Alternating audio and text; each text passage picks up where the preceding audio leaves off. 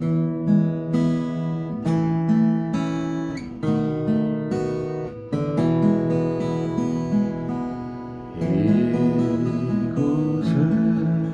생명샘 솟아나 눈물 골짝 지나갈 때에 머잖아 열매 맺히고 웃음소리 넘쳐나리라. 이곳에 생명샘 솟아나 눈물 골짝 지나갈 때에 머잖아 열매 맺히고 웃음소리 넘쳐나리라. 꽃들도 구름도 바람도 넓은 바다도 찬양하라 찬양하라 예수를.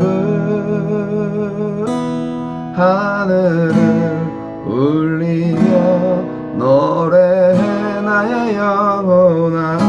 은혜의 주 은혜의 주 은혜의 주.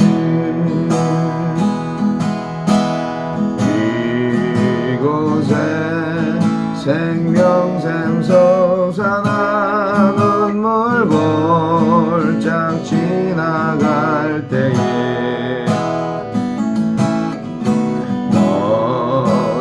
너잖아 열매 맺히고 웃음소리 넘쳐나리라. 그날에 하늘이 열리고 모든 이가 보게 되리라. 마침내 꽃들이 피고 영광의 주가 오시리라. 꽃들도 구름도 바람도 넓은 바다도 찬양하라 찬양하라 예수를.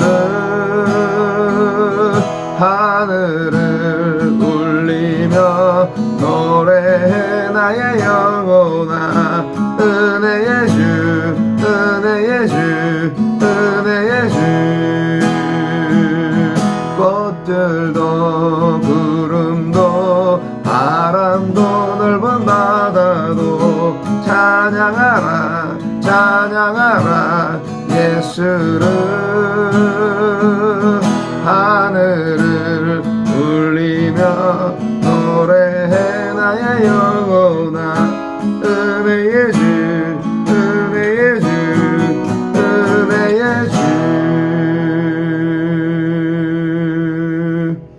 그날에 하늘이 열리고 모든 이가 보게 되리라. 마침내 꽃들이 피고 영광의 주가 오시리라.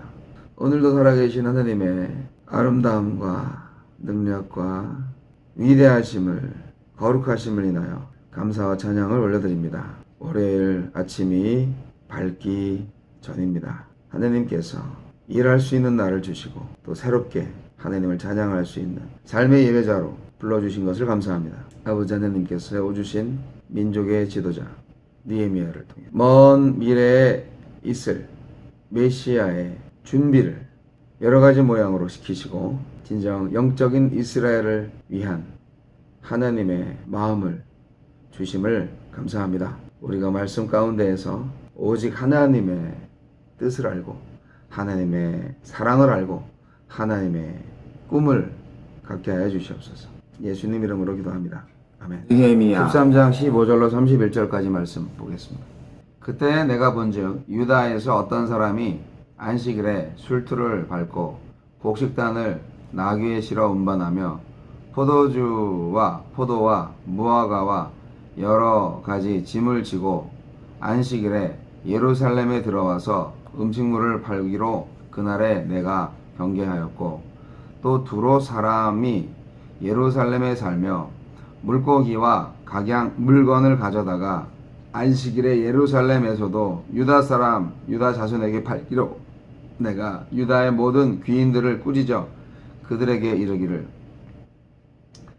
너희가 어찌 이 악을 행하여 안식일을 범하느냐 너희 조상들이 이같이 행하지 아니하였느냐 그래서 우리 하나님이 이 모든 재앙을 우리와 이 성읍에 내리신 것이 아니냐 그럼에도 불구하고 너희가 안식일을 범하여 진노가 이스라엘에게 더욱 심하게 임하도록 하는도다 하고 안식일 전 예루살렘 성문이 어두워 갈 때에 내가 성문을 닫고 안식일이 지나기 전에는 열지 말라 하고 나를 따르는 종자 며칠 성문마다 세워 안식일에는 아무 짐도 들어오지 못하게 하였으므로 장사꾼들과 각양 물건 파는 자들이 한두 번 예루살렘 성 밖에서 자므로 내가 그들에게 경계하여 이르기를 너희가 어찌하여 성 밑에서 자느냐 다시 이같이 하면 내가 잡으리라 하였더니 그 후부터는 안식일에 그들이 다시 오지 아니하였느니라.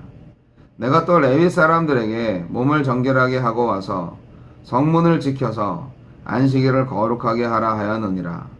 내 하나님이여 나를 위하여 이 일도 기억하시옵고 주의 크신 은혜대로 나를 아끼시옵소서. 또 본즉 유다 사람이 아스돗과 암몬과 모압 여인을 맞아 아내로 삼았는데 그들의 자녀가 아스돗 방언을 절반쯤은 하여도 유다 방언은 못하니 그 하는 말이 각 족속의 방언이므로 내가 그들을 책망하고 저주하며 그들 중 몇 사람을 때리고 그들의 머리털을 뽑고 이르되 너희는 너희 딸들을 그들의 아들들에게 주지 말고 너희 아들들이나 너희를 위하여 그들의 딸을 데려오지 아니하겠다고 하나님을 가리켜 맹세하라 하고 또 이르기를 옛적에 이스라엘 왕 솔로몬이 이 일로 범죄하지 아니하였느냐 그는 많은 나라 중에 비길 왕이 없이 하나님의 사랑을 입은 자라 하나님이 그를 왕으로 삼아 온 이스라엘을 다스리게 하셨으나 이방 여인은 그를 범죄하게 하였나니 너희가 이방 여인을 아내로 맞아 이 모든 큰 악을 행하여 우리 하나님께 범죄하는 것을 우리가 어찌 용납하겠느냐 대제사장 엘리야십의 손자 요야다의 아들 하나가 호론 사람 산발랏의 사위가 되었으므로 내가 쫓아내어 나를 떠나게 하였느니라. 내 하나님이여 그들이 제사장의 직분을 더럽히고 제사장의 직분과 레위 사람에 대한 언약을 어겼사오니 그들을 기억하옵소서. 내가 이와 같이 그들에게 이방 사람을 떠나게 하여 그들을 깨끗하게 하고 또 제사장과 레위 사람의 반열을 세워 각각 자기의 일을 맡게 하고 또 정한 기한에 나무와 처음 익은 것을 드리게 하였사오니 내 하나님이여 나를 기억하사 복을 주옵소서. 아멘. 네, 느헤미야가 마지막까지 개혁의 칼날을 휘두르면서 이스라엘의 부흥을 추구했습니다.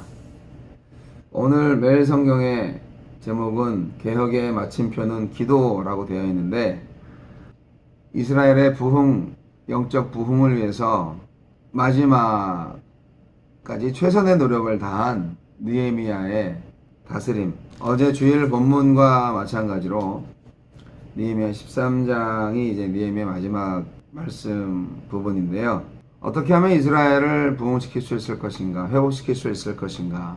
성벽 재건을 마치고 페르시아에 잠깐 갔다 온 사이에 이스라엘 백성들을 다시 똑같이 죄를 집니다. 오늘 말씀 보니까 대제사장 엘리야십의 손자 요야다의 아들 하나가 호론 사람 산발랏의 사위가 되었다. 이렇게 민족의 종교 지도자로서 본이 되어야 할 사람도 이방 사람과 피를 섞는 일이 일어나니까 이 얼마나 분통이 터졌겠습니까? 그래서 느헤미야가 쫓아냈다고 기록하고 있습니다. 그리고 23절부터 28절까지 이방 사람들하고 결혼하는 문제를 굉장히 엄하게 꾸짖었어요. 유다 사람 아스돗과 암몬과 모압 여인을 맞아 아내로 삼았는데 그들의 자녀가 아스돗 방언을 절반쯤은 하여도 유다 방언은 못하니. 이게 이제 히브리 말을 잊어버린 거예요. 자녀들이. 뭐 교육은 엄마가 하니까. 여러분 그거 아시죠? 유대인과 이방 사람이 결혼을 할 때 유대인 엄마와 이방인 아빠 사이에서 난 아이들은 유대인이지만 유대인 아빠와 이방인 엄마 사이에서 난 아이들은 유대인이 아니다. 이런 말이 있어요. 교육은 엄마가 한다고 생각을 하기 때문에 안에서 아이들을 키우니까요. 집안에서. 그러면 말을 배우잖아요. 근데 오늘 본문 말씀에는 유다 말을 못하더라는 그런. 유다 말을 못하면 유다 성경 말씀을 함께 읽고 할 수가 없잖아요. 그러니까 예배가 안 되는 거죠.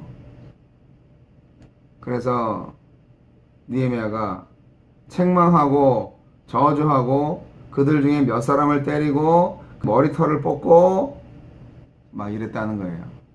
느헤미야 참 대단하죠. 정말 엄격하신 지도자십니다. 여기 오늘 본문 말씀에는 이제 두 가지가 있습니다. 안식일법, 안식일을 지켜라. 그리고 이방 사람하고 결혼하지 말아라. 오늘날로 말하면 주일 잘 지키고 참 힘들죠. 이민생활 하면서 주일날 하루 인간적으로 과학적으로 생각을 해도 일주일 6일 동안 열심히 일하고 또는 5일 동안 열심히 일하고 이렇게 하루 푹 쉬는 게 다음 날에 더 잘할 수 있는 재충전의 기회를 갖는 것이 오히려 능률적입니다. 그렇기 때문에 정말 기도하고 우리 사업하시는 분들 정말 하나님과 만나서 단판을 지어보세요. 주님, 주일을 줄 테니 주일날 문을 여는 것보다 더 큰 매출을 보장해 주시겠습니까? 한번 하나님하고 단판을 지어보세요. 포로 생활 때는요, 안식일을 지켰나 봐요. 포로 생활 때. 예. 그때는 이제 포로 생활 하니까 뭐 사업가들이 아무도 없었고 노예 생활 하니까 쉬는 날이 필요했겠죠. 노예 생활 할 때는 쉬는 날이 있는 게 좋고 쉬나 안 쉬나 수입이 똑같았을 거예요 아마. 근데 이제 자기 생업을 하니까 안식일에도 일을 하시는 그런 게 생긴 것 같아요. 근데 이건 다 영적인 문제고요. 믿음의 문제라고 생각을 합니다. 느헤미야는 안식일을 제대로 지키지 않으면 신앙적으로 아주 큰 문제가 있다. 그래서 안식일 회복을 위해서, 안식일 준수 회복을 위해서 엄하게 꾸짖었다고 말하고 있습니다. 안식일을 범했기 때문에 너희 성읍에 진노를 내리신 거다. 네, 그렇게 이제 말하고 있죠. 이스라엘의 안식일을 더럽혔던 경우는 포로 시대 이전에도 비일비재했습니다. 그래서 예레미야와 에스겔이 안식일을 범하는 죄를 가장 큰 죄 중에 하나라고 강조를 했어요. 예레미야 17장, 에스겔 20장. 그런데 이스라엘 백성들이 하루를 더 일함으로써 얻어질 작은 이익에 집착했던 불신앙이 문제였어요. 사실상 이스라엘 백성들은 안식일을 범함으로써 안식일을 지킬 때 얻을 수 있는 영적 유익 이외에도 오히려 경제적 손실까지 당하고 있었다 하는 것입니다. 이스라엘 백성들의 안식일 성수 기피로 인해서 하나님께서 그들에게 재앙을 내리심으로써 소산을 적게 만드셨다 하는 것이에요. 그리고 이제 안식일을 지키지 않는 것으로서 벌어지는 또 다른 결과, 이스라엘 공동체가 점차 극심하게 혼합주의화 되는 데 있었다 하는 얘기인데요. 이스라엘 백성들이 바벨론 포로 생활을 할 때에는 희생 제사를 드리지는 못했어요. 그래도 습관적으로 안식일을 지켜서 이방 민족의 문화에 동화되지 않았어요. 쟤네들은 뭐 일주일에 하루는 쉬는 애들이야. 뭐 이런 특별한 게 있었다는 거죠. 구별된 게 있었다는 거죠. 이스라엘 백성들이 자신들의 신앙, 그리고 혈통의 순수성을 보존하기 위해서 어찌 보면 안식일을 지킬 필요성이 있었습니다. 페르시아 전체 그 통치가 그 전체 페르시아가 이제 좀 관대했잖아요. 그래서 사실 민족 간의 교류가 아주 빈번했습니다. 하나의 통일 왕국처럼 그렇게 되어졌던 것 같아요. 근데 그렇게 사이좋게 지내면 좋긴 한데요. 문제는 이스라엘의 신앙이 없어진다는 거예요. 이스라엘 백성들은 바쁜 나날을 보내다가 하루를 쉬면서 과거에 하느님께서 자신들에게 베푸셨던 큰 은혜를 기념하면서 출애굽 은혜죠. 자신들의 하느님에 대한 신앙을 굳건히 하기 위해서라도 안식일을 지켜야만 했습니다. 우리도 마찬가지죠. 느헤미야는 안식일을 지키게 하기 위해서 백성들을 막 꾸짖습니다. 18절, 17절. 그리고 장사꾼들이 안식일에 예루살렘 성 안으로 들어오지 못하도록 성문을 지키게 하고요. 엄중히 경고했습니다. 근데 이제 사실 느헤미야는요. 행정가고 정치가고 총독이잖아요. 그런데 사실 이방인들을 뭐 나름대로 뭐 어떤 이유를 붙여서라도 벌을 줄 수 있는 권한을 갖고 있었어요. 근데 오늘 본문 말씀 보면 사실 안식일 준수는 종교적인 문제잖아요. 그렇기 때문에 그런지 형벌을 가하기보다는 그냥 엄중한 경고에 그쳤다 하는 것을 볼 수가 있습니다. 여하튼 이스라엘 백성들의 신앙을 정말 계속 지켜가기를 느헤미야는 간절히 원했다 하는 것입니다.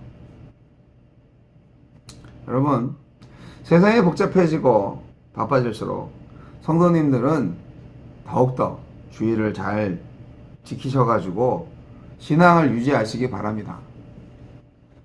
아주 특별한 사명이 있으시지 않으신 분들은 웬만하면 주일날 예배를 드리는 날로 딱 정하시고요. 특히 어린 자녀들이 그러한 신앙을 갖게 하는데 굉장히 중요한 그런 삶의 습관입니다.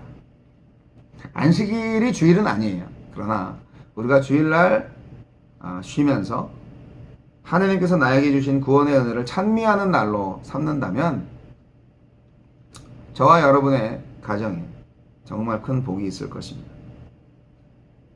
주일을 지킬 수 있는 직업을 갖게 하신 것도 나름대로는 은혜입니다. 정말 그 삶의 예배로서 하나님을 기쁘게 할 수 있는 정말 훈련된 분들이 아니고서는 주일날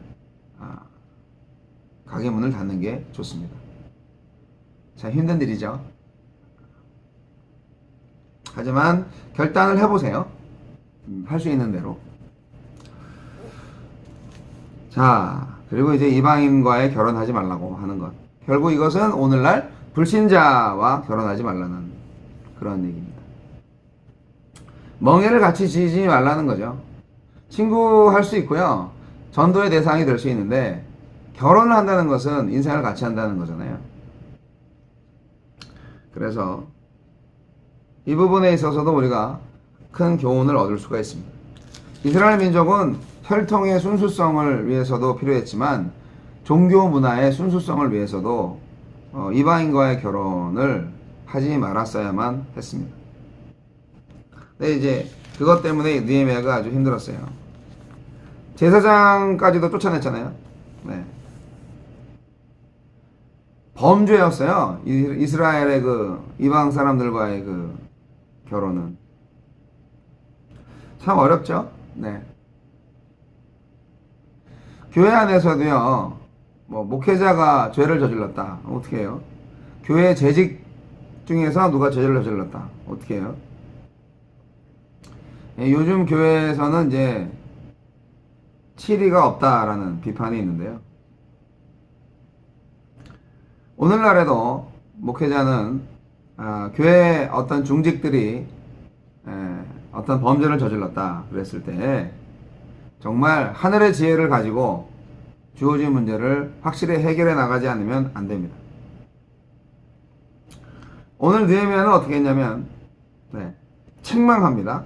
그리고 다시는 범죄하지 않겠다고 맹세하라 그렇게 맹세를 시킵니다. 그리고 범죄의 성격을 잘 설명을 합니다. 오늘 느헤미야가 그랬어요. 주여 에스라가 열심히 가르쳤어요. 결혼하지 말라고. 동혼하지 말라고. 아니 근데 계속 그러고 있어요. 그래서 느헤미야가 그들을 때리기도 하고 머리털까지 뽑는 그런 네. 무서운 벌을 내렸습니다. 아, 현대인들은 뭐 누구한테 말 듣는 거 싫어하죠. 본인이 죄를 저질렀다 할지라도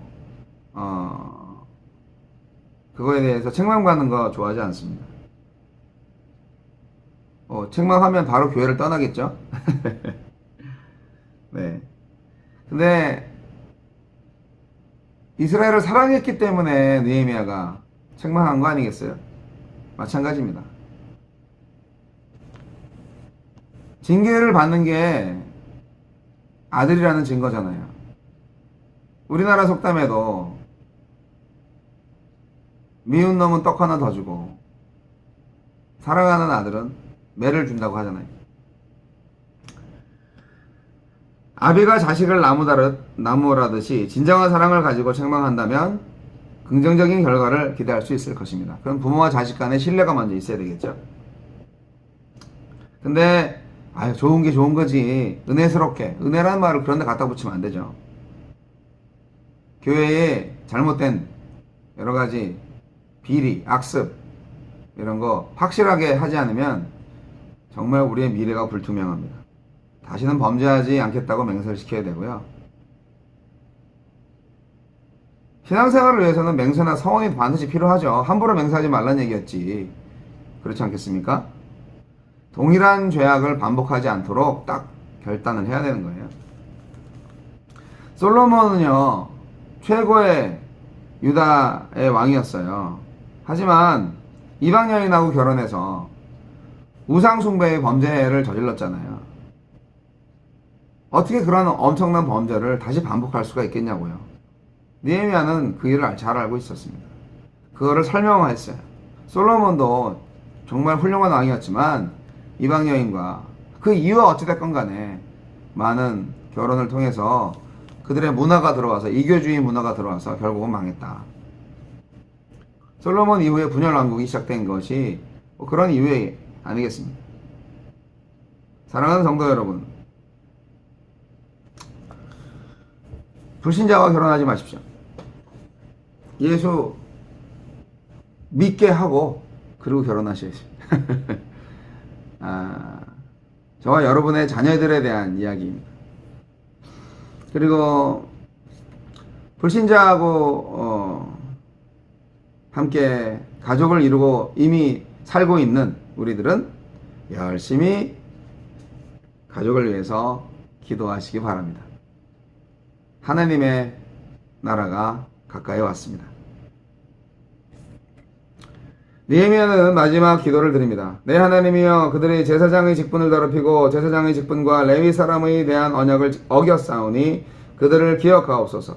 내가 이와 같이 그들에게 이방 사람을 떠나게 하여 그들을 깨끗하게 하고 또 제사장과 레위 사람의 반열을 세워 각각 자기의 일을 맡게 하고 또 정한 기한에 나무와 처음 익은 것을 드리게 하였사오니 내 하나님이여, 나를 기억하사 복을 주옵소서. 느헤미야는 마지막으로 기도합니다. 하나님한테. 외롭고 힘든 처절한 공의와 사랑의 법을 실행시켰던 느헤미야. 느헤미야는 구약 성서 시대에서 이스라엘의 마지막 지도자였습니다.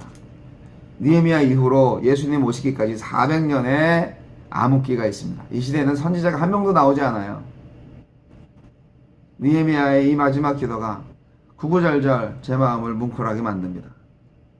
나를 기억하옵소서. 저도 마찬가지입니다. 여러분도 그렇습니다.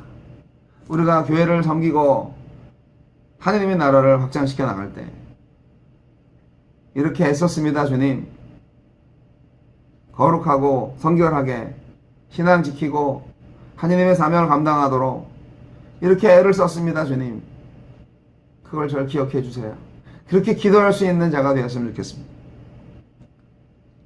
평생 좋은 게 좋은 거지. 그러면서 지내왔고 마지막에 그래도 저를 구원해 주실 거죠? 뭐 이렇게 말하는 것보다는 정말 힘들고 어려운 죄와의 싸움, 그것 때문에 너무너무 힘들었지만 그래도 그걸 지키려고, 또 지키게 하려고 애를 썼다.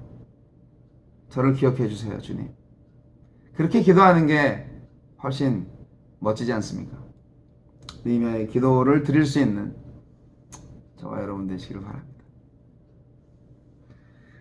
하나님 아버지, 우리는 주님의 자녀들입니다. 또 나의 자녀들을 신앙적으로 온전히 인도해야 할 사명을 가진 하나님의 사람들입니다. 주님, 우리가 할 수만 있다면 같은 언어로 예배하고 하나님의 말씀을 이해할 수 있기를 소원합니다. 그리고 같은 문화 가운데에서 하나님을 예배하는 모든 삶의 문화가 나와 나의 자손들에게 전달되기를 원합니다. 주의를 잘 지킬 수 있도록, 그리고 불신자와 결혼하지 않도록, 주님, 우리를 다시 돌아보고 오직 하나님만을 예배할 수 있는 저희들 되게 해주시옵소서. 예수님 이름으로 기도합니다. 아멘.